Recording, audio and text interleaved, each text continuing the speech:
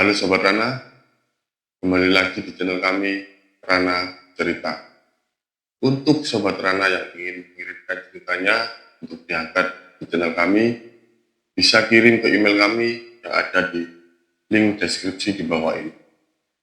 Dan untuk Sobat Rana, jangan lupa subscribe, komen, dan like. Oke, cerita kali ini tentang beberapa mahasiswa atau mahasiswi yang akan magang di Jogja. Lebih tepatnya mahasiswi yang bernama Nisa. Nisa ini bertugas untuk magang di Jogja dari salah satu perguruan tinggi di Surabaya. Singkat cerita, mereka berangkat ke Jogja untuk survei di tempat magangnya dan sekalian mencari kos di sekitar sana yang ideal dan sesuai budget. Setelah mencari beberapa tempat, mereka menemukan salah satu kos yang pas dan tidak terlalu jauh dari tempat magang.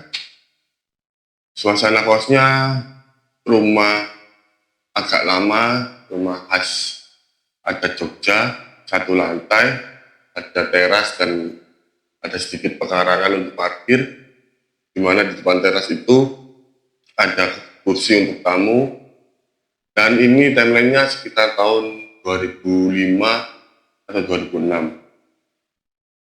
Dan mereka cocok di sana, mereka diskusi dengan ibu kos, akhirnya mereka menempati kamar kos masing-masing. Menariknya di kos ini buat mereka adalah mereka bisa tinggal satu kamar satu orang. Meskipun kamar mandi di luar, tapi mereka bisa satu kamar satu orang, lebih private mungkin ya. Di sana mereka memilih kamar kosnya masing-masing, dan kebetulan Nisa ini ada di kamar kedua dari depan. Satu kamar terdepan itu temannya, dan Nisa ini kamar kedua dari depan. Oke, di sana mereka beres-beres. Kebetulan pada saat itu hari Sabtu, mereka beres-beres. Minggunya mereka survei lagi di lokasi sekitar sana ada apa. Seperti itu, membeli kebutuhan untuk kos selama satu bulan, karena mereka magang itu 1 bulan. Oke, hari Senin mereka mulai magang di kos. Rutinitas mereka berangkat jam 9, pulang jam 4 atau jam 5, kadang juga pulang malam hingga menjelang maghrib kalau emang ada tugas yang agak sedikit banyak. Seperti itu. Hari Senin mereka tidak terlalu sibuk, mereka berangkat dan pulang masih bersama-sama.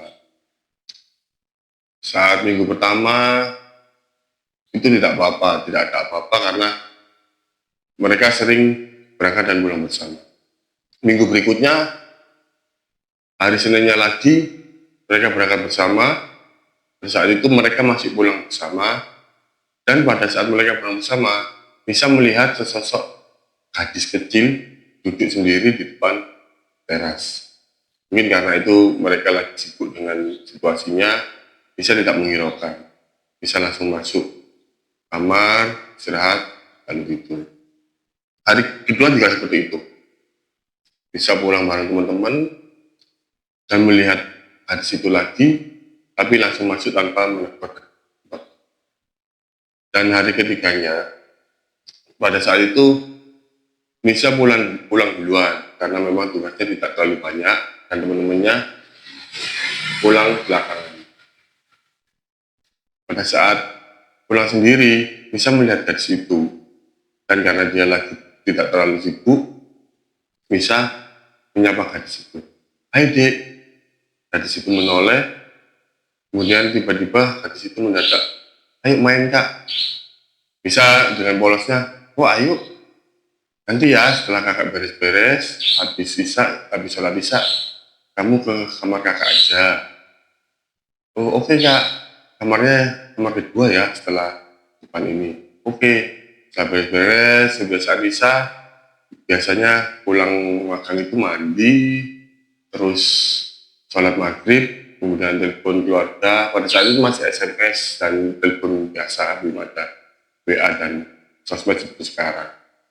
Oke, setelah telepon keluarga, misal sholat isya, setelah sholat isya dia rebahan sambil main HP, SMS teman-teman lainnya. Pada saat dia rebahan, kebetulan pintu sudah dikunci, anak itu masuk. Ayo kak, ayo main. Di sana Nisa bermain dengan anak itu, ya main-mainan seperti zaman dulu lah, main sweet, main apa namanya ceplek, ceplek, nyamuk seperti itu, main nonton bolong dan lain. Oke, kemudian sekitar jam 8 atau jam 9 Nisa mengantuk, mereka dia bilang ke anak itu, dek ya kak istirahat dulu ya. Oh iya kak. Setelah itu anak itu nyelonong keluar dan ditutup sama Nisa dan Nisa istirahat, besoknya balik makan lagi.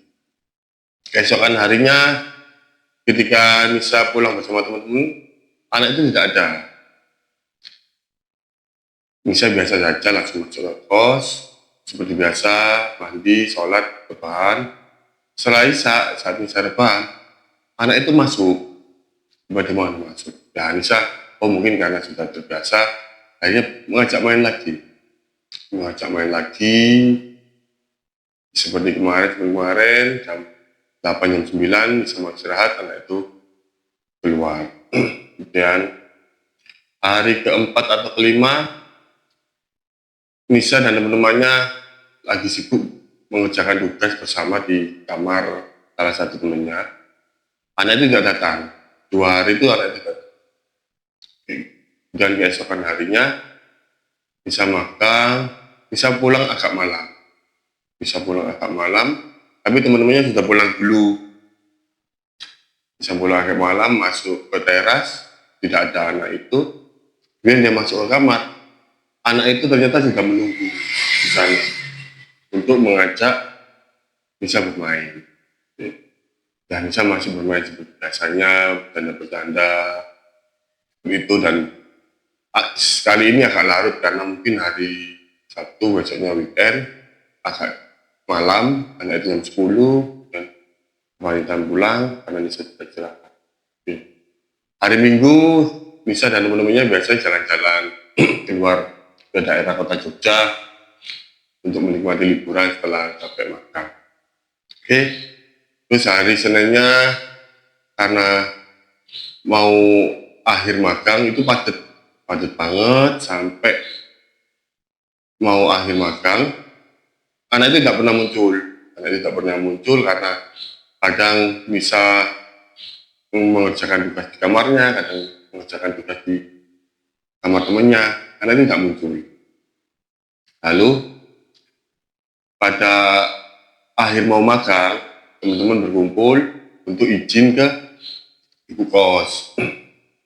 Oke, teman-teman berkumpul pada saat itu siang hari Sabtu, karena Seninnya harus balik ke Surabaya.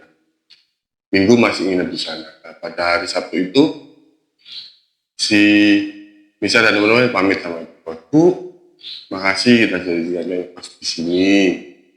Kita mau pamit. Oh iya, nggak apa-apa nak. Cerita banyak. Kemudian Nisa nyeletuk, oh iya bu, salam buat adiknya. Ibunya pun bingung dan terdiam. Seketika semua terdiam. Teman-teman juga terdiam karena Nisa juga belum pernah bercerita tentang anak ini ke teman-temannya. Adik siapa ya? Di sini cuma saya sama bapak. Saya nggak punya anak dia kayak gitu. Nisa pun kaget tiba-tiba. Kemudian Nisa menceritakan semuanya, apa yang jalannya. Akhirnya ibu itu perlahan meneteskan air mata seperti terharu, menangis. Kemudian, ada apa bu? Kata Nisa. Ini deh sebenarnya akhirnya ibunya cerita, saya memang pernah punya anak, usianya sekitar segini-segini, usianya sekitar 9 tahun. Ya. Dan Nisa berpikir anak itu memang sepantaran anak ibu itu. Kemudian Nisa menyebutkan ciri-cirinya. Rambutnya segini, badannya putih, rambutnya pendek, Anaknya tingginya kurang lebih segini, Bu. Ibunya pun semakin menangis dan menunjukkan fotonya. Ketika dilihat foto, betapa terkejutnya Nisa, ternyata itu anaknya ibu yang sudah meninggal dunia.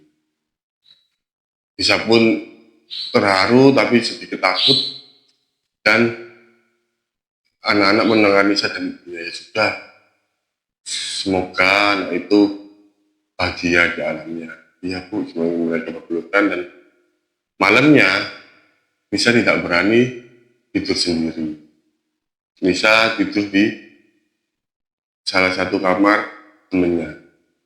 Saat Nisa tidur di teman-temannya itu, malamnya Nisa gelisah, nggak bisa tidur karena mungkin kepikiran anak itu. Karena takut juga dia tidur di kamar temannya, dan temannya tidur duluan. Saat temannya tidur duluan, Nisa tidak bisa tidur, tiba-tiba kamar terbuka dan ada suara langkah. Nisa langsung kepikiran anak itu. Dan saat Nisa mencoba memejamkan mata, dan benar ada suara anak kecil, "Kak, ayo main. Kak, ayo main." Nisa pun ketakutan dan bingung mau apa. Karena itu terus, "Kak, ayo main." Itu sekitar jam 10 malam. "Kak, ayo main." Dan akhirnya Nisa mencoba membangunkan temannya. Dan alhamdulillah temannya bangun. Saat temannya bangun, suara anak itu dan anak itu pun sosoknya tidak ada. Ada apa? Akhirnya Nisa cerita ke temannya pun ikut agak takut. Akhirnya mereka begadang sampai pagi. Mereka tidak bisa tidur, dan paginya mereka harus ke stasiun. Jadi mereka begadang, lalu paginya packing untuk beres-beres, pamitan lagi ke ibu kos, lalu naik kereta. Saat di kereta, karena begadang, Nisa dan teman-temannya langsung tertidur. Saat tertidur, Nisa bermimpi tentang anak itu. Kemudian anak itu berbicara pada Nisa, "Kak, kenapa kakak pulang? Kakak nggak mau main lagi sama saya?" Nisa pun kaget dan terbangun. Dan Nisa membangunkan teman-temannya, dan dia bercerita. Lalu di dalam kereta itu, Nisa mencoba menelpon ibunya, menceritakan kejadian itu. Kemudian ibunya berbicara, "Ya sudah, nggak apa-apa, atau kamu sudah arah pulang, nanti kita bicarakan ke paman, karena ada salah satu paman yang mungkin bisa mengerti hal yang seperti itu." Setelah itu mereka pulang, singkat cerita sampai rumah, bisa salaman sama ibunya, bisa cerita. Tak lama pamannya pun datang. "Ada apa, Nduk?" Bisa bercerita seperti ini. Kemudian pamannya sedikit mungkin kayak berdoa tuh. Kemudian nggak lama pamannya bicara pada Nisa, "Nduk, coba kamu telepon ibunya. Kayaknya ibunya ini jarang mengirimkan doa sama jarang berkunjung ke makamnya atau dekat." "Oh gitu ya, paman." "Iya, teman, nanti akan saya telepon." Kemudian nggak lama setelah umur keluarga itu, pamannya pamit pulang, dan Nisa mencoba telepon ibu kosnya. Nisa pun menelepon ibu kosnya dan berbicara, "Bu, ini saya dapat titipan dari paman karena saya menceritakan hal kemarin.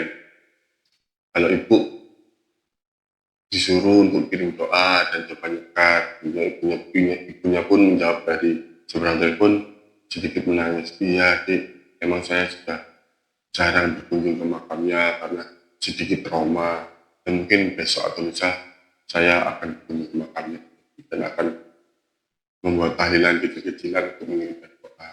"Ya, Bu, makasih ya, Dek Nisa." Pas sembilan sang, "Ya, Bu, sama-sama." Oke, berselang sekitar tidak lama, sekitar 3 hari atau 4 hari, bisa bermimpi lagi tentang anak itu. Kali ini anak itu hanya diam dan tersenyum tipis. Setelah itu Nisa terbangun pagi hari menjelang subuh, lalu sholat subuh paginya. Nisa telepon ke ibu kos lagi, memberikan kabar, Bu, kayaknya si adik sudah bahagia di sana, dia datang mimpi saya, tersenyum bahagia tentunya dengan wajahnya cerah.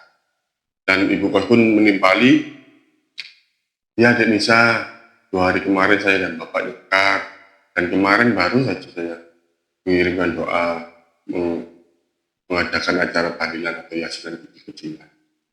Oke, terima kasih Bu.